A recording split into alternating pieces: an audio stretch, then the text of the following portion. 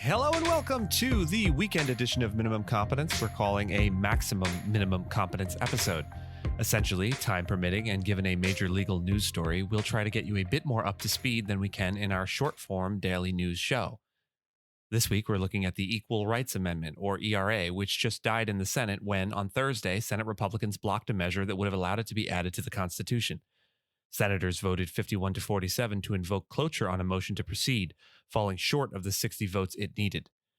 For those unaware, the way a motion to invoke cloture works is after cloture is invoked, the Senate automatically proceeds to consider the measure on which it was invoked.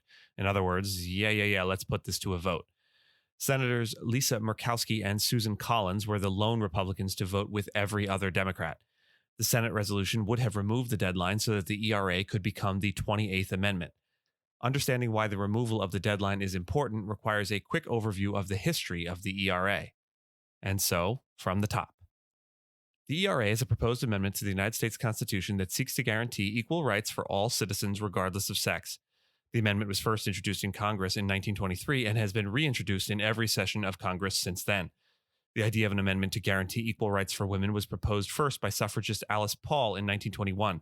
She drafted the first version of the ERA, which read, quote, "Men and women shall have equal rights throughout the United States and every place subject to its jurisdiction." The ERA was introduced in Congress the following year, but it failed to gain traction. It wasn't until the women's rights movement gained momentum in the 1960s and 1970s, nearly a half-century later, that the ERA gained widespread support. In 1972, the ERA was passed by Congress and sent to the states for ratification. The amendment stated in relevant part, Section 1, equality of rights under the law shall not be denied or abridged by the United States or by any state on account of sex. Section 2, the Congress shall have the power to enforce, by appropriate legislation, the provisions of this article. In Section 3, this amendment shall take effect 2 years after the date of ratification. The ratification process required approval from 3/4 of the states, or 38 states. Within a year, 30 states had ratified the amendment, and it seemed poised to become a part of the Constitution. However, opposition to the ERA began to grow. Conservative groups, along with purpose-driven interest groups, argued that the amendment would erode traditional gender roles and family values. Some claimed that the ERA would lead to women being drafted into the military and losing their right to alimony and child support. Scare tactics and the usual be careful what you wish for line of argumentation whenever notions of gender equality are discussed, in other words. These arguments resonated with many Americans, and the ERA quickly became a divisive issue. In 1978, Congress extended the deadline for ratification to 1982, but the amendment still fell short of the required 38 states. By the end of the deadline, only 35 states had ratified the ERA. Supporters of the amendment continued to push for ratification, but it remained in limbo for decades. In recent years, there's been renewed interest in the ERA. In 2017, Nevada became the 36th state to ratify the amendment, and Illinois followed suit in 2018. By 2020, Virginia became the 38th state to ratify the ERA, but it obviously did so well after the 1982 deadline to ratify the amendment had passed.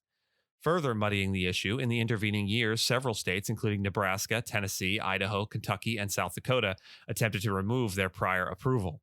Thus, opponents and even the Department of Justice have argued that the deadline for ratification has passed and that the ERA cannot be added to the Constitution.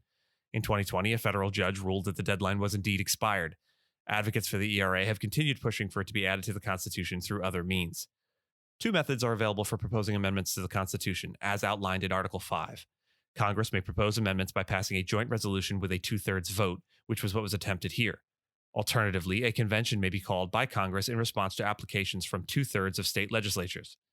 That has never happened and is unlikely to happen anytime soon. So the current state of play in 2023 in the United States is that an amendment to the Constitution restricting equality of rights under the law from being abridged on the basis of sex is a political non-starter.